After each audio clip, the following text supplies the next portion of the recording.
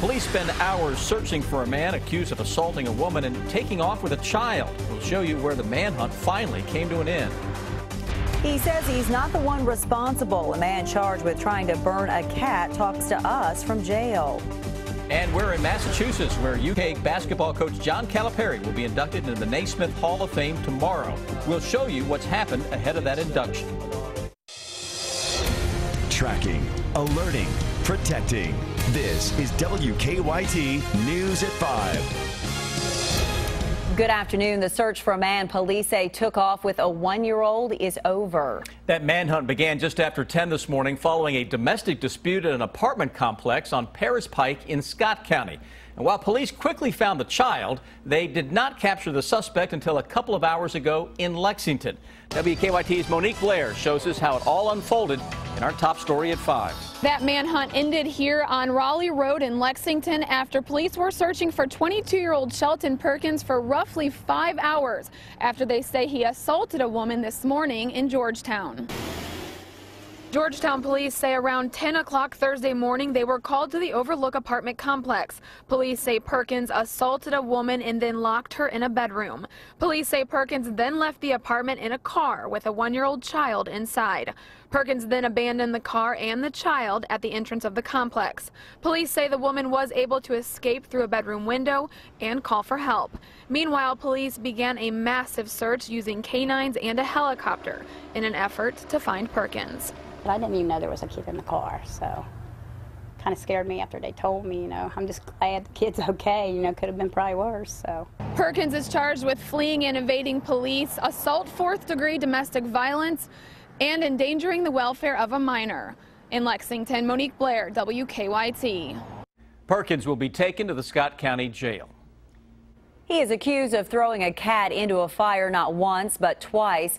The man charged in the case out of Laurel County says he is not responsible, though. George Leith is talking to us about the allegations from jail. WKYT's Phil Pendleton shows us what Leith says happened in a story that's new at 5. George Leith is charged with torture of a dog or a cat. He remains in the Laurel County Jail following his arrest at his home in Corbin last night on this arrest warrant. He says this happened more than a year ago and he had no part in it. Now, according to the arrest warrant, George Leith picked up the cat and threw it into the fire. The cat ran out of the fire, and that's when Leith allegedly threw it into the fire again. The court documents say the cat was injured. We spoke to Leith in jail, who denies he did it. He says police arrested the wrong person. He has a history of arson. He has burnt down homes in that area in the past. He spent time in Breathitt County and everything over it. He was the one who threw the cat in the fire. Now, Leith tells me from jail that this happened about the same time as there were a number of arson fires in that area. This all supposedly happened off of Waterworks Road just outside London. We, in fact, covered a number of those stories, and police tell me that they arrested a number of juveniles from those arsons. Much more on that coming up at 6 o'clock. But for now, in Laurel County, Phil Pendleton, WKYT. Leith was arrested on a warrant signed by the alleged victim. We are getting a break from showers and storms. They'll be back tomorrow, though, and they are bringing much cooler temperatures with them. WKYT Chief Meteorologist Chris Bailey is here now to tell us what we can expect. Not everybody getting a break right now. We still have some showers and storms that are out there across parts of the area. As a matter of fact, that's what we're talking about right now with Live First Alert Defender. And some of those spotty showers and storms here beginning to finally diminish here into Estill County and points south and west from there. Berea down to Mount Vernon into parts of Laurel County, Pulaski County with some of those scattered showers and thunderstorms. Locally heavy downpours showing up here as well across parts of the Somerset area, Burnside up into the Science Hill area. Some stuff on top of Lake Cumberland that extends toward the Tennessee border counties too. Overall, though, definite weakening trend with the stuff that is out there. We'll clean the skies up later this evening into the overnight. Fog then begins to fire up late tonight. Dense fog advisory is out. Don't think it covers enough real estate, though. Don't believe me? Look at the hour-by-hour fog forecast. We've got visibilities close to 0 tomorrow morning into parts of the Lexington metro and across much of southern and eastern Kentucky. That could make for some nasty conditions out there on the highways tomorrow morning. Now, by the end of the day, cold front across the Plain States has a brand of October coming behind it. Out ahead of it, though, guys, we'll track some booming thunderstorms into your Friday forecast when I come back in a few minutes. A woman injured in a shooting remains in critical condition. Our county-by-county coverage begins in Wolfe County. State police say that Teddy Creech shot Blanche Creech yesterday morning. Neighbors tell us the pair used to date. Police say that Teddy Creech left the scene on a tractor while Blanche Creech drove to a nearby house for help. She was flown to UK Hospital where she was treated. A jury found a man guilty in a Casey County murder case. Bobby Rigdon was on trial in Warren County for the murder of Gleason Piles. He was shot to death outside Tartar Gate Company back in 2012.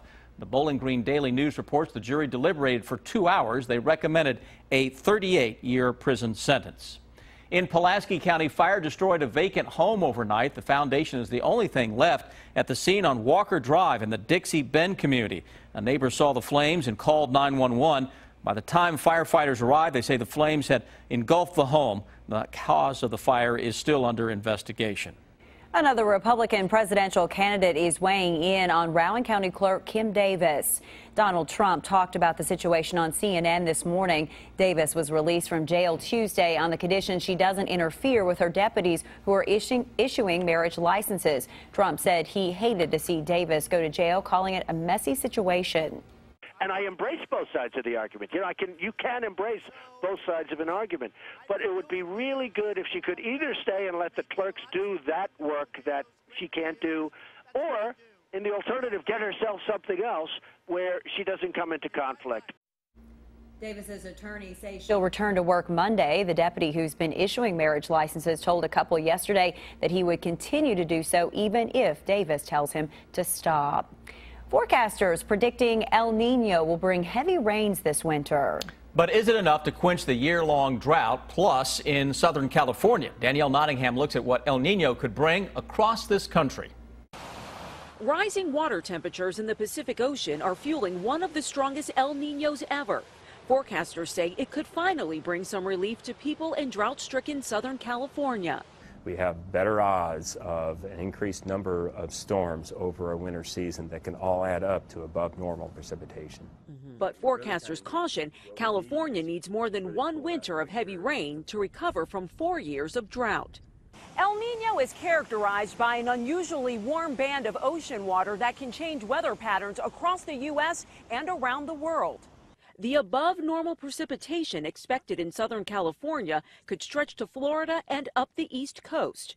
Below average rainfall is expected in the northern Rockies and around the Great Lakes. There's a long ways to go in this game, but as we get each month that we get closer and closer, and if we continue to see these temperatures rise in the Pacific, then historically speaking, we'll get a much better idea of what this winter will do. And while the biggest impact of El Nino will not be seen until the winter, forecasters are crediting it for reducing the number of hurricanes in the Atlantic Ocean this year. Danielle Nottingham, CBS News, Ventura, California. Forecasters say trade winds in the Pacific Ocean must shift if the current El Nino is to become the strongest on record. What an honor. UK coach John Calipari will be inducted into the Naismith Hall of Fame tomorrow. A lot of excitement taking place there today. WKYT's Lee K. Howard is in Springfield, Massachusetts to show us what's going on. Well, the festivities are underway for the 11 newest members of the Basketball Hall of Fame to be inducted here in Springfield, Massachusetts on Friday night. This afternoon, all 11 of them received their Hall of Fame jackets, 2 of them with Kentucky connections. Of course, UK head basketball coach John Calipari and former UK great and Kentucky Colonel great Louis Dampier, who both said they're excited to be here and have this opportunity. But I had friends of mine who are Hall of Famers that said, you're going to get there up on that stage and there's going to be an emotion that goes through your body when you realize you're in the fraternity of. So no, but I'm kind of nervous and excited. I know the players are a lot better than I am, but like I said, I'm in and as happy as and honored as I can be for being in the Hall of Fame. Later this evening is the special awards dinner, and then of course tomorrow night is the big event, the actual induction into the Hall of Fame. Reporting here from Springfield, Massachusetts at the Naismith Memorial Basketball Hall of Fame, Lee K. Howard, WKYT. And how about this? Coach Cal's presenters tomorrow will be Pat Riley, Larry Brown, and Julius Irving. Louis Dampier will be presented by Dan Issel.